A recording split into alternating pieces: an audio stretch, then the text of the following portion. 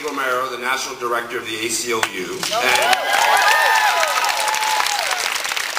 whenever tasked with the opportunity of following Billy Avery, one of my great heroines, I end up scrapping the set of remarks I prepared and speaking from the heart.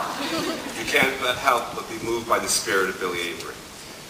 When we go in these halls, let's be very clear. The white marble, the beautiful statues, the elegant environments, that lifts our spirits to think about a better world. We have to remind the very many men and the very few women of the Senate, a point you will make, I hope, that when our founding fathers said freedom and justice for all, they meant for all. I mean, at the time, they thought all was only all guys. But luckily, our democracy has evolved since then. And now we understand that all men and women are created equal.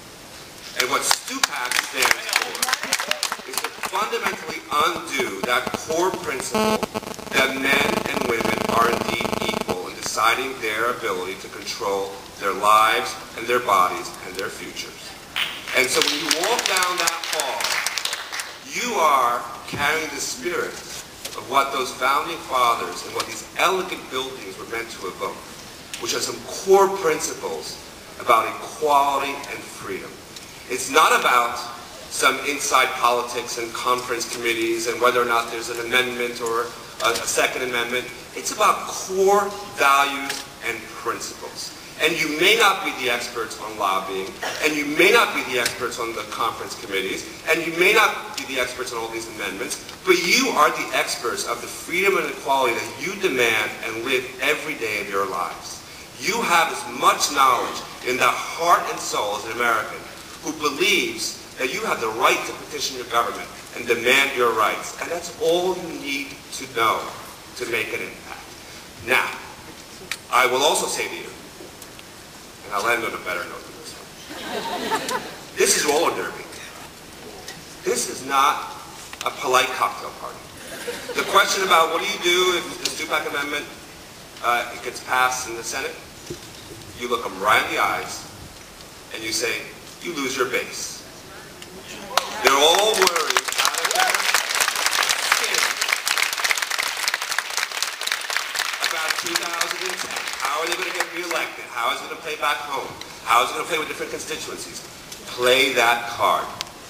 We may not vote for blankety blank candidate, but I'll stay my ass home for the next election.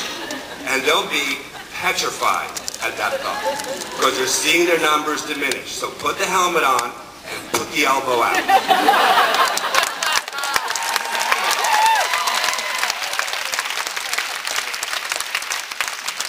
When they start asking all these questions about, well, what's so wrong about getting a special insurance policy for, for these coverages, and why can't women just access it on their own? Remind them, as we heard, that in fact this is a step back. This does not assure an equal playing field. This is a step back.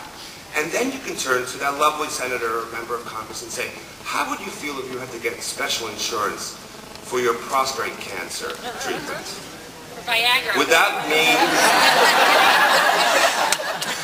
that be fair in your mind? Play the card. Play the card of youth. Play the card of energy.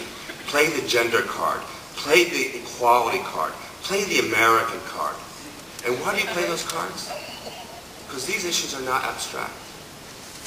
I go back and I think about all the whispers in my family about my beautiful grandmother who came from Puerto Rico, who worked on a factory line for 32 years with 4 kids, and she was a widow.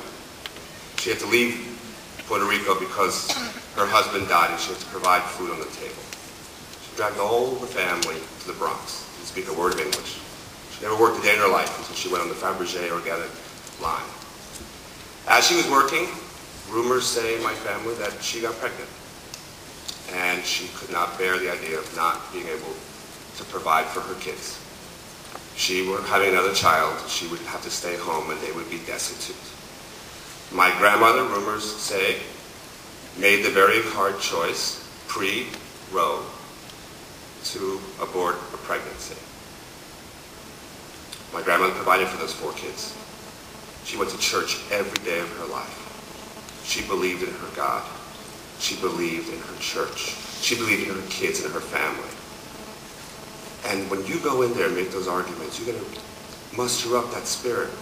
And when you think about your enemies and some of the individuals who are trying to do us harm, you have to remember to tap into the best of that human narrative so that you can be as effective an advocate and you can hold their feet to the fire. Because freedom and justice for all is what we're really here about. In the name of our grandmothers, go out there and get them.